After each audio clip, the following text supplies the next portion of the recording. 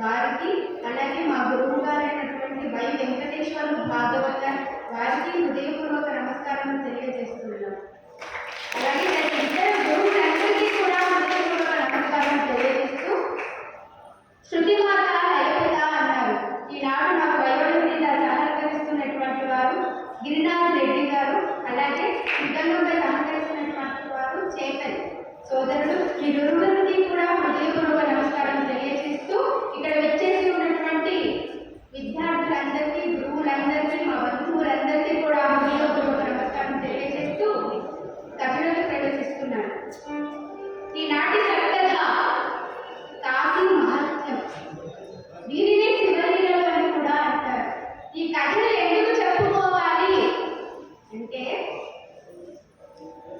ఒక భర్త భార్యతో అంటున్నాడు, ఏమే మొన్న మన ఇంటి దగ్గర రామాయణం జరిగింది కదా, అందులో దశరథ మహారాజు వారికి ముగ్గురు భార్యలు కదా, మరి నాకు ఒక్కదానివే కదా, ఇంకొక ఇద్దరిని చేసుకోమంటావా అని అనగానే అది ఉన్న భార్య, దానికి తక్కువండి, వివాహం చేసుకోండి, కావాలంటే ఆ ఇద్దరిని కూడా నేనే పెడతాను. మరి ఒక మాట, క్రిందటి నెల మన ఇంటి దగ్గర మహాభారతం కూడా జరిగింది. మరి అందులో ద్రౌపదీదేవి అమ్మవారికి 5 భర్తలట. మరి నాకు మీరు ఒక్కరే కదా, ఇంకొక 4 చేసుకోమంటారా? నా కోపం ఉంచావు, నేనేదో సరదాగా అన్నాను లేదా అన్నాడట.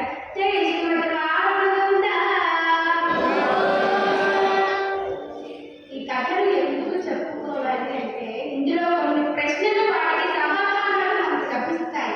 ఎలాగంటే, పార్వతీదేవి ద్రౌపదీదేవి అమ్మవారిగా ఉంటుంది అంటారు. ఎంతవరకు నిజము? అలాగే మహాదేవుడు కైలాసాన్ని విడిచి కాశీలో ఎందుకు మహావీరు పలుకున్నారు? అంతటి మహానుభావుడు భిక్షాటన ఎందుకు చేయవలసి వచ్చింది? మరీ ముఖ్యంగా లక్ష్మీ అమ్మవారు ఒక్కచోట నిలకడగా ఉండరు, సంచరాన్ని సంచరిస్తుంది అంటారు కదా. మరి దీనికి కారణం ఎవరు? వీటన్నిటికీ మించి ఆడవారు.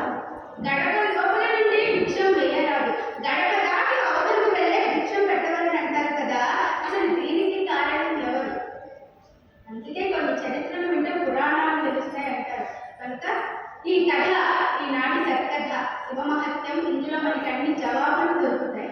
ఈ కథ ఎక్కడి నుండి ప్రారంభమవుతుందంటే, ఒకనాడు పార్వతీ పరమేశ్వరులు యుద్ధాశీలులై ఉన్న తరుణంలో ప్రబలగణము, భక్త బృందము అనేక విధములుగా శివదేవుడు వారిని కీర్తిస్తూ ఉన్నారు. ఆహా, అది విని ఆనందిస్తూ ఉన్నారు మహాదేవుడు. ఆ సమయంలో ఎవరు ఏది కోరితే దాన్ని వరంగా ప్రతిపాదిస్తున్నారు మహాదేవుడు వారు. ఇదంతా పక్కనే కూర్చుని చూస్తుంది జగన్మాత పార్వతీదేవి.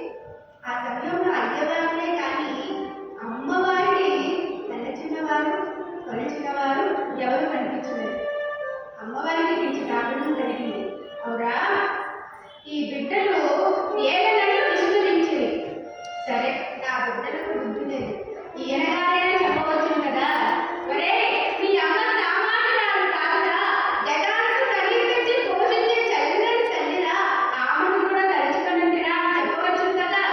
అహా, ఈయనగారు చూస్తారు. వారి భక్తులు వారిని భక్తవ శంకర, బోలా శంకర, నీ మూతి వంకర అని పొగుడుతూ ఉంటే ముక్తి తప్పిపోవడం సరిపోయింది. సరేలే, మీరు నాకు కలిసిన తలవస్తున్నా, నాకేం తక్కువ అని మెల్లగా లేవబోయింది జగన్మాత. అది గమనించిన మహాదేవుడు గారు చెట్టుకుని ఆ చెయ్యి పట్టుకొని, ఎక్కడికి వెళ్ళబోతున్నావు దేవి? అబ్బే, ఎక్కడికి లేదు నాదా, అలా చల్లగాలికి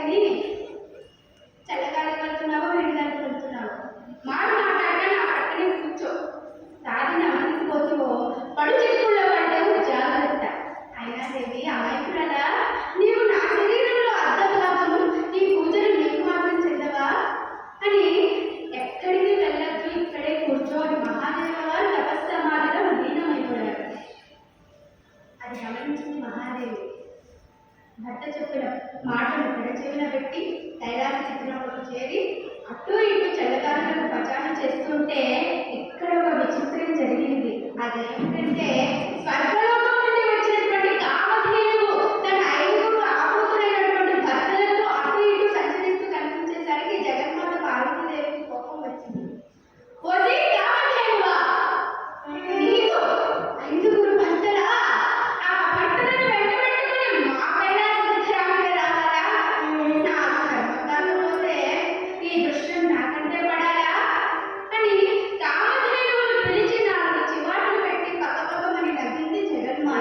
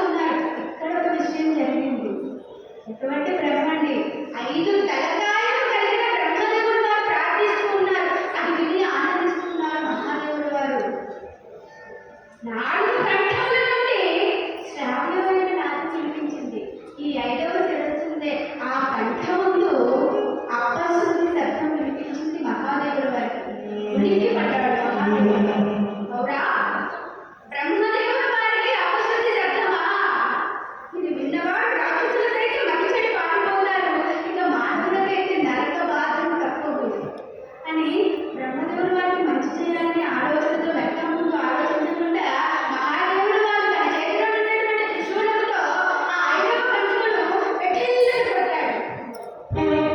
వెంటనే ఆ 5వ శిరస్సు మహాదేవుల వారి అరచేతికి అంటుకుంది. ఏమిటబ్బా అని ఆలోచిస్తున్నారు. అది ఏ బ్రహ్మ హత్య మహాపాతకం. ఇక మహాదేవుల వారు చేయమని లేక అలా ఆలోచిస్తుంటే బ్రహ్మదేవుల వారు అబ్బా మహాదేవా నన్ను కొట్టినందుకు నాకు బాధ లేదయ్యా. ఈ గాయానికి మందు మాకు పూసుకుంటే ఈ పుట్టు మానిపోతుంది. కానీ మీ చేతినట్టు పెట్టుకున్నదే నా శిరస్సు. అది మిమ్మల్ని 30 తిప్పులు పెట్టి కానీ విడిచిపెట్టదు మహాదేవా అని ఆయన వెళ్ళిపోయారు. ఇక మహాదేవుల వారు ఈ హత్యను నాకు చేతిని అడ్డు పెట్టుకొని వెళితే నా భార్య నన్ను లోనికి రాణిస్తుందా? ఎందుకైనా మంచిది అని ఆ హత్య ఉన్న చేతిని వెనకదాచి కైలాసంకు వెళ్ళి గుమ్మం ముందర నిల్చొని పార్వతి అమ్మవారిని పిలిచారు. పార్వతి అమ్మవారు పరుగున వచ్చి అమ్మయ్యా నాథా వచ్చేసారా, నా శాపానికి విరుగుడు తెచ్చేసారా అని అడుగుతూ ఉంటే మహాదేవుల వారు నీ శాపానికి విరుగుడు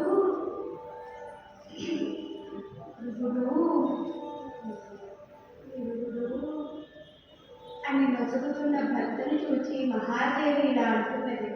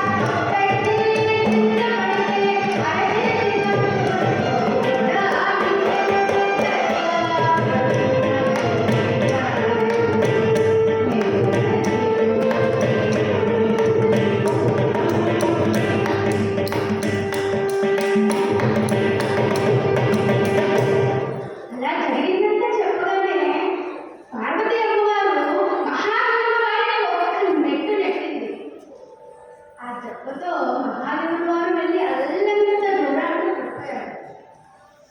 పైకి లేస్తూ, ఏమిటి దేవి నీవు చేస్తున్న పని? పతివ్రతలకి పతివ్రతలను చెప్పుతుంది కదా, పతివ్రతలు చేయబడి ఇదేనా? నాక ఆ దోషము దగ్గర నా పాతివ్రతను కూడా దెబ్బతింది.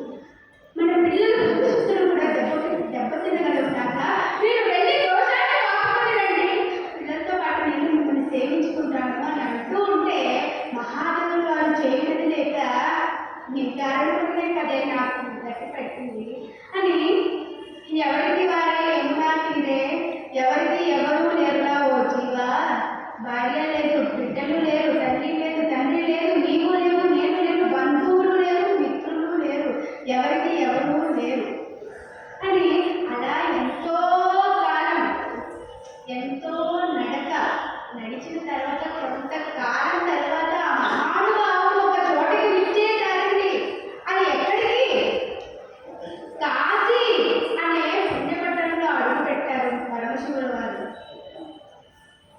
ఆ సమయంలో అంత దూరంలో కనిపిస్తున్నది గంగా నది. ఆ నదిని చూసి ఆనందపడ్డాడు. ఎలా ఉందండి ఆ నది?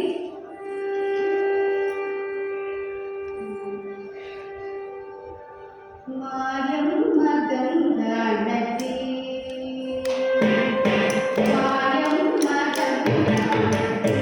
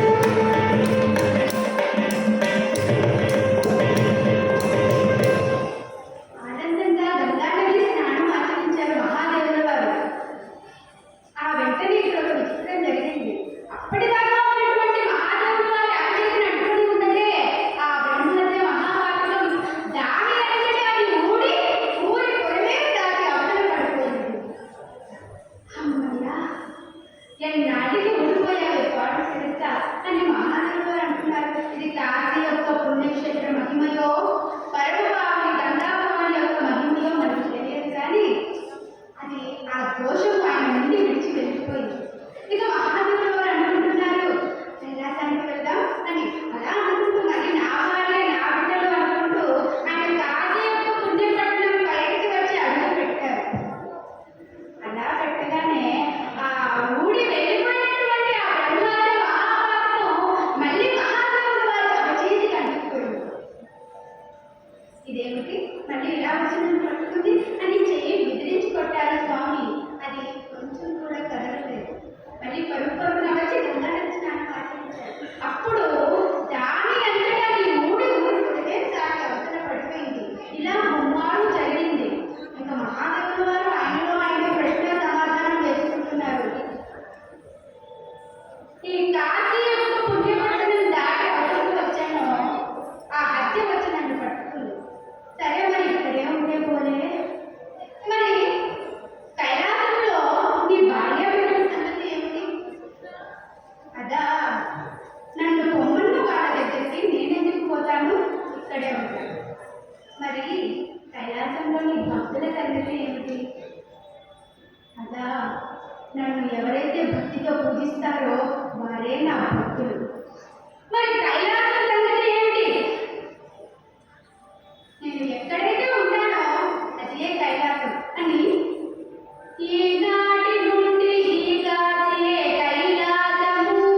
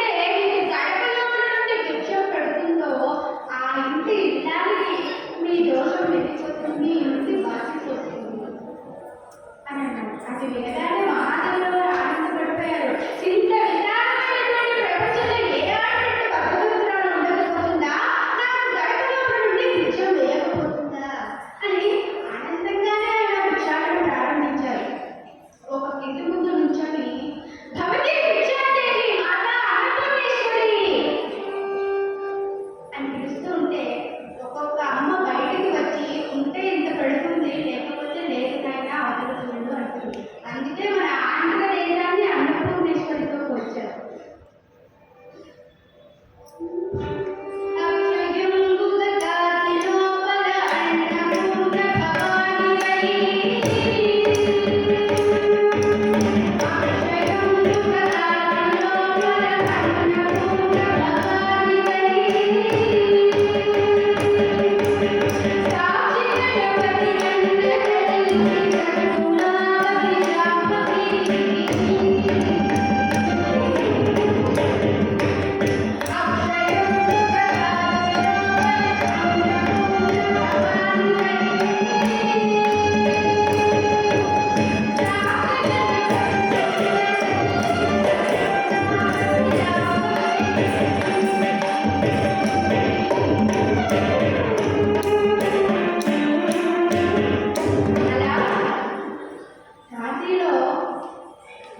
కాశీ నుండి బయటకు వచ్చి భిక్షాటన చేస్తూ చేస్తూ ఒకనాడు ఒక ఇంటి ముందు నుంచొని భవతి భిక్షాదేవి మాత అన్నపూర్ణేశ్వరి అని పిలవగానే ఆ ఇంట్లో ఉన్నటువంటి ఇల్లాలు బయటకు వచ్చి, అయ్యో నాయనా ఎంత ఆకలితో అలమటించిపోతున్నావో, ఏం చేయనయ్యా, అత్తచాటు కోడలిని అశ్వతంచురాలు అత్తగారికి తెలియకుండా ఇందులో కూడా చదవడానికి వీలు లేదు నాయన అని అంటూ ఉంటే, అమ్మా బాధపడదు, అత్త చాటు కోడలు అంటున్నావు కదా, సరేలే అమ్మా అడుక్కునే వాడికి 66 ఉంటుంది, నేను ఇంకొక పంప చేసుకుంటాను లేమా అని మహాదేవుడు అలా తిరగగానే అంత దూరం నుంచి ఒక పెద్ద ఆవిడ ఇలా పిలుస్తున్నది, బాబు ఆ ఇంటి ముందు నుంచున్నావు, అక్కడ నీకేం పని?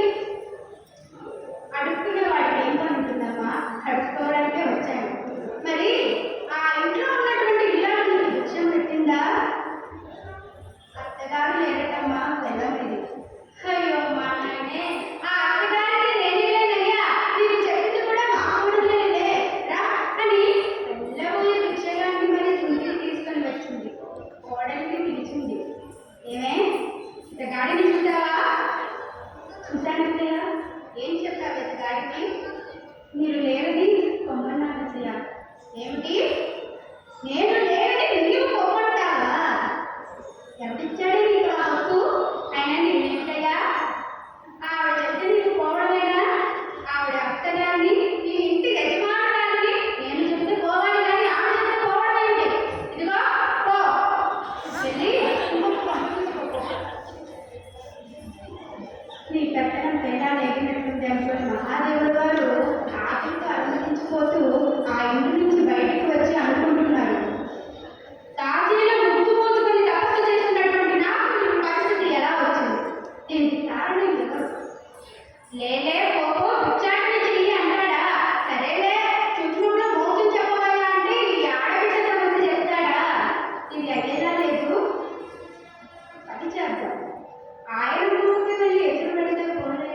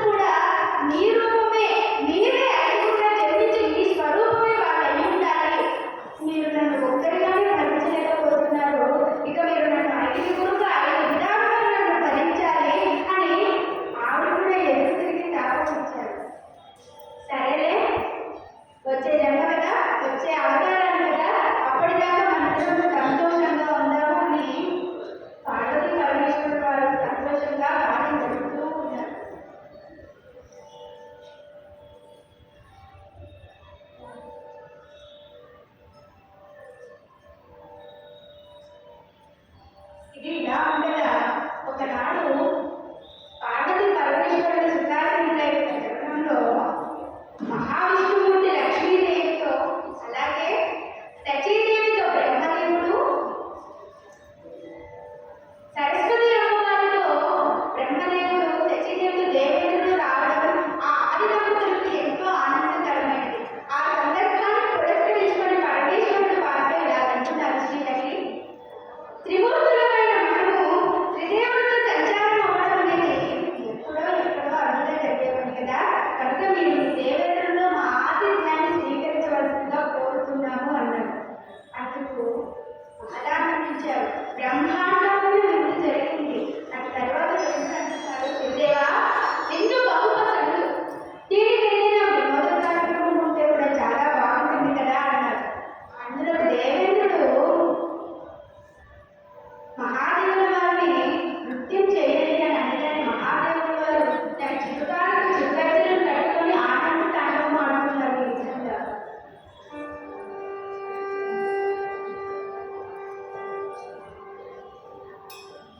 శివుడు తాండవము చేయునండి,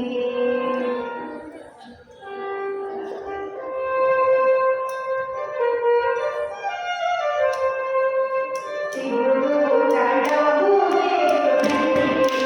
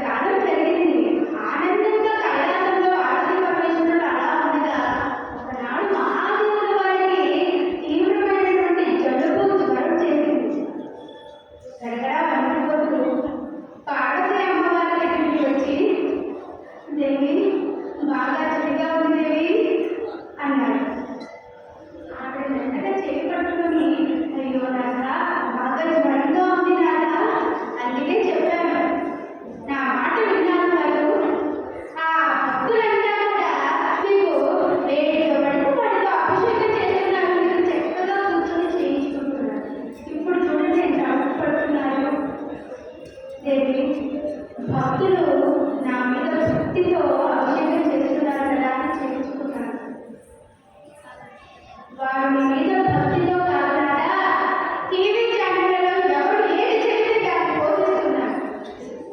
రేషన్ చక్కెర, కల్తీ తేనె, గవర్నమెంట్ ఇచ్చిన పాలు, ఫ్రిడ్జ్లో నిల్వ చేసి ఉన్నటువంటి ఆ పాలతో అభిషేకం చేస్తున్నారు. అందుకే మీరు ఇంత అవస్థ పడిపోతున్నారు. సరే, మీరు ఇంత అవస్థ పడేసరికి కూడా ఆ మూడో కన్ను ఉంది కదా మహారాజా, ఆ కన్నైనా తెరవచ్చు కదా. దేవి, నా కంట్లో కూడా ఆ ఎలుగు పడిపోయి కళ్ళు చాలా మండిపోతున్నాయి దేవి అన్నారు. సరే స్వామి, ఆగండి. మీ జ్వరము జరుగు అంతా పోవడానికి నేనేనా కషాయం ఏదైనా పెట్టుకుని వస్తాను అని పార్వతీ అమ్మవారు చక్కటి తులసాకులతో ఇంకా ఏవో ఆకులు కలిపి చక్కటి కషాయం చేసుకుని వచ్చి మహాదేవుడు వారు తీసుకుంటారు. దాన్ని ఆస్వాదించి తాగుతుంటే నాలుగుగా వచ్చేశారు. ఆయన వచ్చి రాగానే ఇక్కడ జరిగిందంతా చూసి మహాదేవుడు వారిని పలకరించి అక్కడ సెలవు తీసుకొని ఈ విషయం మహాదేవుల వారికి ఒంట్లో బాధితుల విషయం తెలియజేయడానికి వైకుంఠానికి బయలుదేరాడు. నారాయణ నామగానం చేసుకుంటూ ఈ విధంగా